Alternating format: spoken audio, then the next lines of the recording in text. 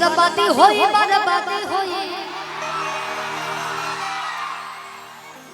बाकी शादी होई मोर तोरे से।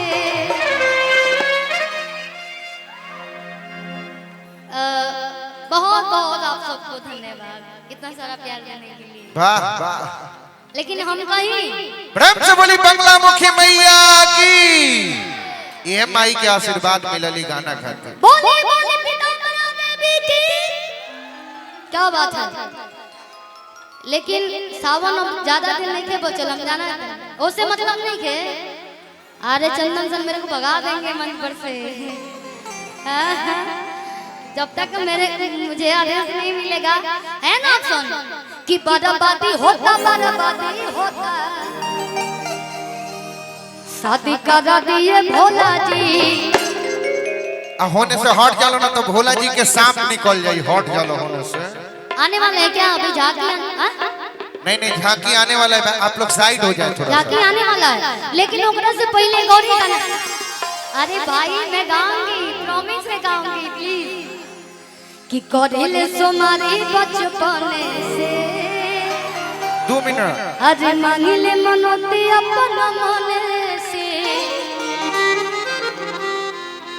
कि रुपया वाला मोटहन नहीं अरे पार्टी चाहिए। प्रेम से बोली शंकर भगवान की। शंभो कि रुपया वाला मोटहन नहीं अरे पार्टी चाहिए कि बोले भोजपुरी दुल्हा दे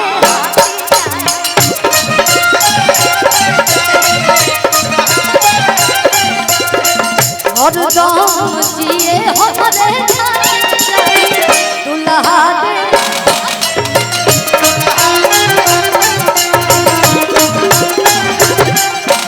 और तुम्हारी सॉकेट कर जल्दी लाइट। हेलो देख भाई यानी कनियो आग लगता का दोन लाइट में। भैया ऐसा तो लो देख लिया ऐसे कि कल परसों अगियाओं में हिंगन भर रहे। थोड़ा सा देख लीजिएगा। प्रेम से बोली दुर्गा मैया की जय। प्रेम से बोली शंकर भगवान की जय। चलिए बहुत बहुत थैंक यू सर। इसे कोई दिक्कत नहीं है ना? दिक्कत नहीं है ना? अच्छा लग गिरी तो नीचे ना गिरी। और आदरणीय दीपक मिश्रा सर की तरफ से हट चलो सब हो कि रुपया वाला मोटा हो नहीं अरे पार्टी चाहिए कि बोले भोजपुरी दुल्हा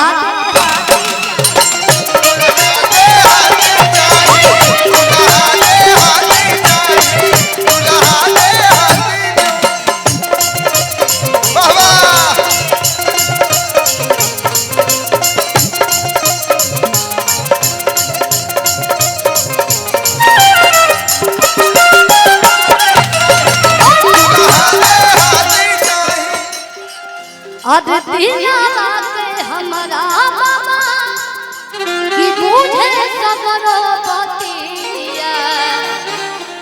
ये आप सब पे भी लागू होता है। आप भी कभी अगर चाहते हैं कि आप जिनका शादी नहीं हुआ है कि हमरा गेसन में दारू मिले कि जोन जान मान करे। हे भगवान राव शादी नहीं के बोल का हाथ मत उठाइए आपका नहीं हाथ चाहिए कि तीना बात हमारा बाबा और मुझे सबरो कि साफ सुथरा छाबियो करनी मने रहे। हे शंकर भगवान हमरो मुड़ी पर साक्षात आजा गंगा जी नियर हम बान। और एक लाइन बताइए कि अरे चंदन के जैसे लाना अरे डाटी चाहिए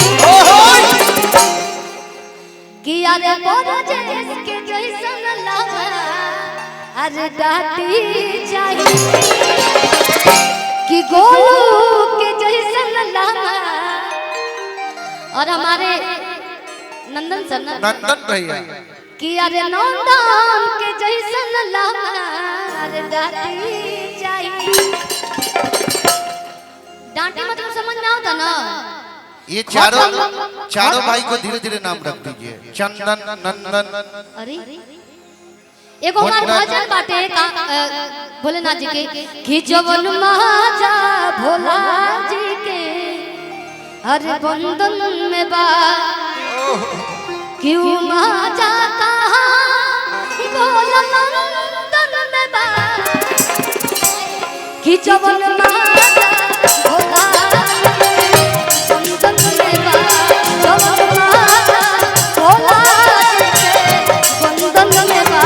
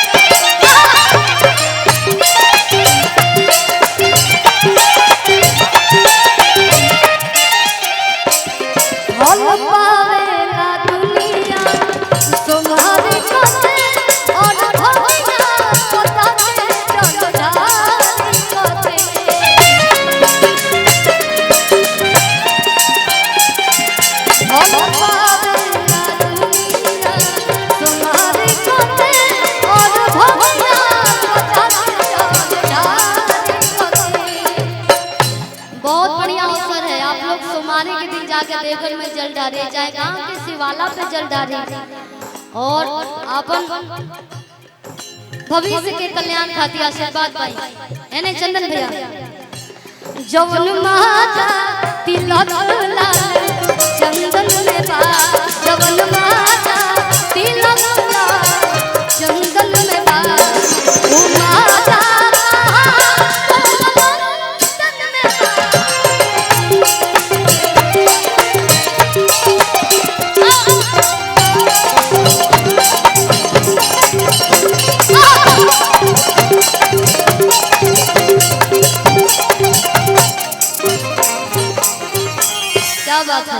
बहुत बहुत एक बार शिल्पी जी खाती जोरदार ताली बजाइए। बहुत बहुत धन्यवाद आप सभी का।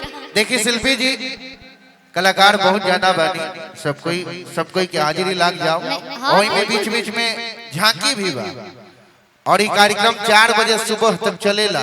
बड़ी अद्भुत आनंद आई, अभी बड़ी आनंद आई। अभी जौन गाना अभी ट्रेंड चलता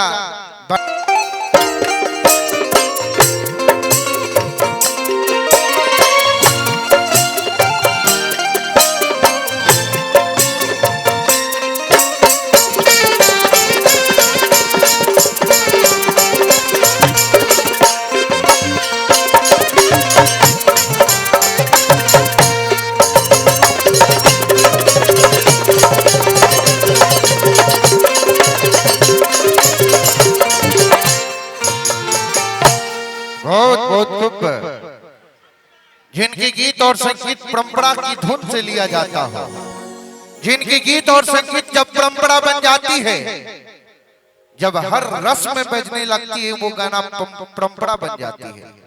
तो मैं ऐसा देखता हूँ, ये जब दो नौजवानों को देखता हूँ तो ऐसा लगता है कि मोहब्बत भरी प्यार में एक गजब सी फूल खिल जाती है।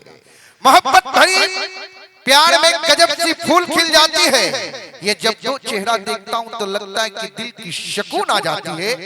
जब भी भोजपुरी की पन्ना उठा के देखता हूँ साहब, तो लगता है कि महफिल भरी गरिमा, महफिल भरी गरिमा में एक ऐसी कहानी है, महफिल भरी गरिमा में एक ऐसी कहानी है। माँ, हे माँ तारा चंडी जिसने वरदान दिया, ये अंकुश और राजा की कहानी है, अंकुश और राजा की कहानी है। जब विवाद की बात आती है साहब, तो भोजपुरी में विवाद बड़ी चलता है। बाकी आज तक भोजपुरी के कोसों कोसों दूर तक विवादित न होने का पहला श्रेय जाता है तो अंकुश और राजा को जाता है। तो एक बार ये जोरदार सा ताली बजा दीजिए, ये संस्कार मिलता है। जैसे कि यूपी, बिहार और झारखंड की संस्कार होती है गमछी, कहते हैं साहब यूपी बिहार झारखंड की संस्कार होती है गमछी। कहते हैं कि ये गमछी क्या है, ये क्या है? तो मैंने चंद लाइन में पढ़ दिया साहब, मैंने चंद लाइन में पढ़ दिया कि गमछिया हमारा आन है, गमछिया हमार शान, गमछिया हमारा आन है, गमछिया हमार शान। यह गमछिया बन जाला बाबूजी के पहचान, बाबूजी के पहचान। जब बाबूजी के सर पर पड़ेला तब पगड़ी कहलाला। ये गमछिया जब बाबूजी के सर पर पड़ेला तो पगड़ी कहलाला, माई के सर पर पड़ेला तो आंचल कहलाला, कोनो बहन के तन पर पड़ेला तो दुपट्टा कहलाला, कोनो सुहागन के सर पर पड़ेला तो चुंदरी कहलाला। ए भैया यह गमछिया जब कोई मर जाला ओकरा के ओढ़ा दिहल जाला तो कफन कहल जाला, कफन। ये यूपी बिहार झारखंड के संस्कार के लिए जोरदार सा ताली बजा दीजिए साहब।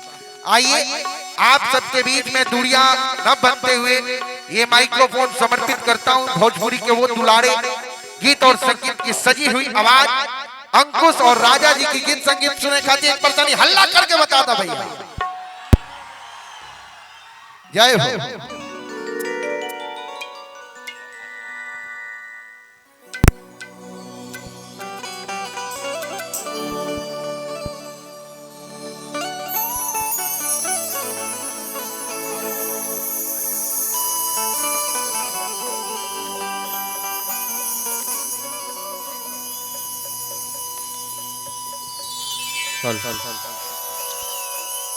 हेलो प्रेम से बोली शंकर भगवान की। गाने का तो है मेरे पास ऑप्शन, हम गा सकेला।